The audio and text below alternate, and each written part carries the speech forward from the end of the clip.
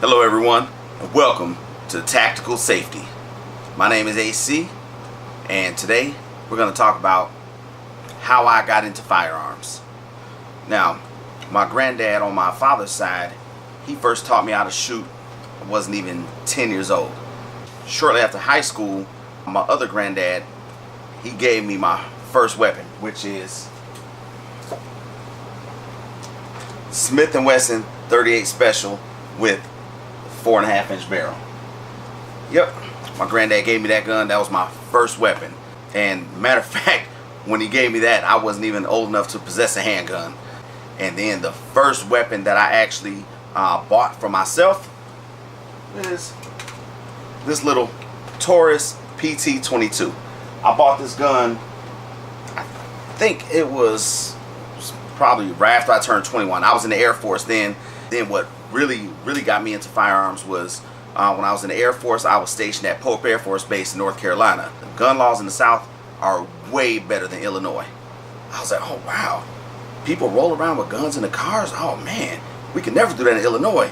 Man, this is cool. Oh man, you can get a permit, you can actually carry a gun on your person? Oh man, I had no idea life could be this good. So then I bought the little 22. And then shortly after that, I bought, I think it was my Ruger P95, which is a 9mm. And back then, remember, between 94 and 2004, that was when they had that crime bill in place, which is a bunch of BS. Don't even get me started on that. That was when you couldn't even get magazines that were greater than 10 rounds unless they were stamped as pre-ban, which is craziness. So I had my Ruger P95 with 10-round mags. We would get these exploding targets. They're like 2-inch by 2-inch squares, and you would put that on. You get a 2-liter pop bottle, and then you fill it like halfway with gas and put the cap on and shake it up and put the exploding target on it and get at least 30 yards back. You would shoot that and huge fireball. Like I said, you can't do that at a regular range.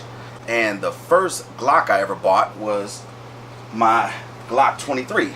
And I used to swear by these Phobos holsters. They're excellent holsters because you see it holds the gun in. The retention is excellent with this holster.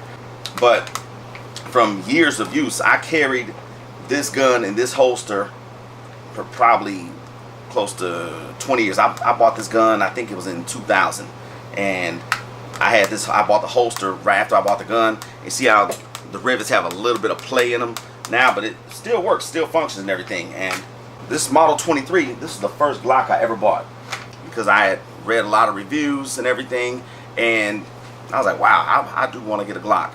And they were quite a bit more expensive than Ruger and Smith & Wesson, but I said, man, Glock is a great weapon, so I'm going to put a little bit of money aside here and there, and then I was able to buy it. But then, like I said, when I bought the Glock 23, it came with this type of magazine right here. Yeah, 10 rounds. Garbage. And then, the good thing was, 2004, the crime bill expired. So then, these magazines right here were widely available for dirt cheap. Because when the crime bill was in place, the high cap pre-ban magazines were going for like between 80 and 100 bucks. So I didn't even have any then. Like I said, to recap, this little Taurus PT-22, that was the very first gun I ever bought when I was 21, back in 97. And the most recent one I bought is my Glock 43X. Now I highly recommend this because it's a slim line 9mm.